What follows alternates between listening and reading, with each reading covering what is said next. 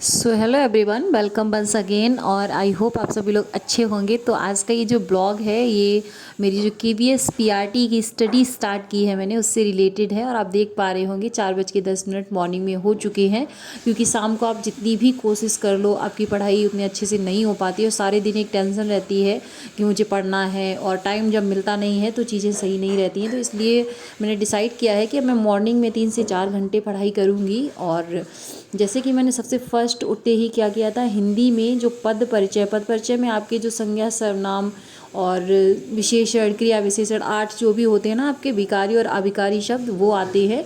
तो आज मैंने हिंदी में उसको पढ़ा। और उसके सेकंड फिर मैंने पढ़ा था EVS 5:15 से स्टार्ट किया था, जो कि आपका मैं अभी 3 to 5 जो NCERT है उसको कवर कर रही हूँ। और वो मैं लोकेश सर जो बायजूस पे पढ़ाते हैं, उन्होंने बहुत ही अच्छे से उस पे पढ़ाया है। तो मैं उनमें जो भी मतलब 1-2 पॉइंट नोट करने वाले होते हैं उसको नोट कर लेती हूँ, ताकि मैं आगे चल के अच्छे से उनको रिवाइज कर सकूँ, बस ताकि आपका उसमें ज़्यादा टाइम नहीं लगे। और अभी मैंने कम से कम 5 से 6, आप बहुत ही मतलब 2 से 4 दिन में आप NCERT जो आपकी 3 to 5 है आप उसको कवर कर सकते हैं। मैंने आज ही स्टार्ट किया था और मैंने 6th 7th लेशन तक कंप्लीट कर लिया है। तो 2-4 दिन में आपकी जो टोटल NCERT है वो कवर हो जाएगी।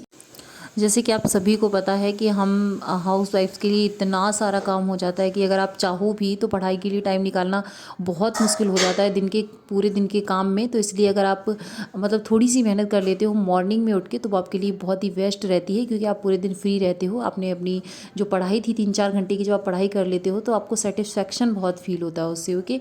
और नेक्स्ट मैं करने जा रही हूँ मैथ्स का, जो कि मैं NCERT से 6th मैथ मेरा कंप्लीट ही है लगभग, देख लूँगी उसको भी बाद में। तो अभी मैं 7th के मैथ से मैंने स्टार्ट किया है। 7th 8th एंड 9th के मैथ में पहले करूँगी। तो इसमें फर्स्ट चैप्टर जो है 7th क्लास का इंटीजर्स है आपका।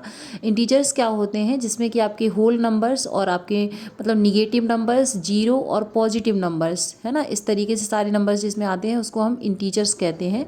तो उसको मैंने कवर किया। और इसमें मैंने ज़्यादा कुछ देखना नहीं था मुझे, क्योंकि इसमें जो है आपका मेरा जो मतलब उसमें प्लस जैसे -5 और +5 का मतलब ऐड क्या होगा, उसके बाद आपका जो 4 है -23, इनका एडिशन सब्सट्रैक्शन, यही सारा है। तो मुझे ये पता था ऑलरेडी, इसलिए मैंने बस उसको एक नज़र देख लिया है। और काफ़ी इजी चैप्टर है आपका। और उसके बाद अब मेरी चाय बन चुकी है। और मॉर्निंग आप देख सकते हैं कितना कोहरा हो रहा है बाहर, ये बालकनी का सीन है मेरी।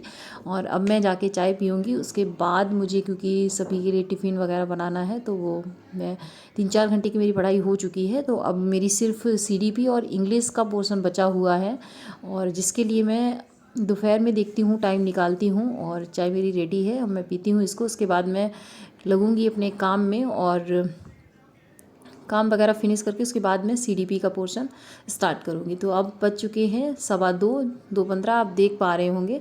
और अब मैं जो CDP का पोर्शन है उसको थोड़ा सा रिवाइज़ करूँगी, क्योंकि CDP मेरा जो फर्स्ट पार्ट है वो अच्छे से और मतलब पहले से ही रिवीजन में है। तो मैं उसको फटाफट रिवाइज़ करूँगी। और जो नेक्स्ट उसके जो टॉपिक्स हैं, जिनको कि आप DLED की जो बुक्स वगैरह हैं साइट पे पड़ी हुई हैं, उनसे आप कवर करोगे, तो उस पर मैं नोट्स वगैरह अच्छे से बनाऊँगी। क्योंकि विकास है, वृद्धि है और आनुवांशिकता है, ये सारे टॉपिक मेरे ऑलरेडी कवर हो चुके हैं।